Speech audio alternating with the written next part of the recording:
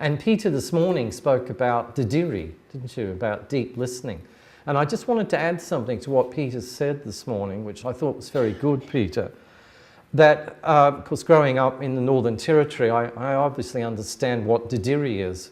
It's a word that comes from the top end, the Daly River, and it's publicised by Miriam Rose Ongama Bauman, whose work has been championed by, I think, Sydney's only hermit, the official hermit of Sydney, who lives in the Blue Mountains. Does anyone know who it is? Eugene Stockton is his name. And Eugene is an archaeologist, but also a Catholic priest up in the Blue Mountains. And he's an official hermit and a wonderful fellow. And I've known him for decades. And he has championed this idea of didiri.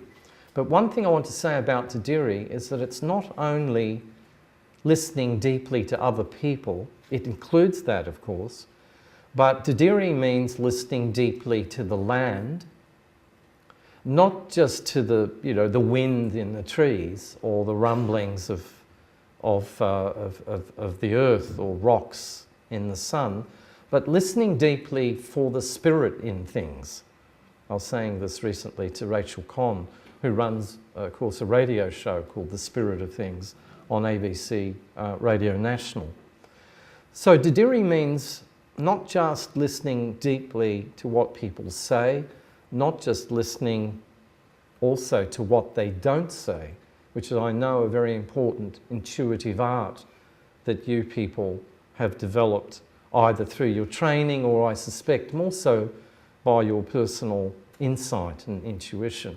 When you're sitting next to the dying, or when you're sitting next to somebody who's just received a diagnosis of cancer, or when you're sitting next to someone whose child has just died in a terrible accident. As a chaplain or as a pastoral carer, you're actually listening not only to what they say, but to what they don't say. And I think that is a very important part of deep listening. But also, as I found growing up in Central Australia, didiri means listening to the ancestral spirits. Now, we shouldn't get too paranoid about this, because when I was growing up, my parents half thought that Aboriginal religion was devil worship. And in fact, one of my things I can remember my mother saying to me was, "Son, please don't marry an Aboriginal woman," which is a very unfortunate thing to remember. But in those days, I'm talking about the 1950s, racism in Australia was pretty much the norm, let's face it. And, at one point, the church asked my parents would they take care of an Aboriginal child, which we did for many, many years. And it's only now that I realise the desecration of that. This is, again, I told you earlier how spirituality has flipped over from belonging to the very religious and now the not very religious claim. And those days that was seen as some act of humanitarian kindness. Now it's seen as a participant in the stolen generation. So my parents actually stole, inadvertently, one of the Aboriginal young babies in the community. And the idea, I often say to my mother, why have we got this Aboriginal person, in our child, in our care? And she said it's because her own parents can't take enough care of her, good enough care of her, as we can take. And, even as a child, I knew that was wrong. And I didn't dare say it because I was a very polite boy and very religious.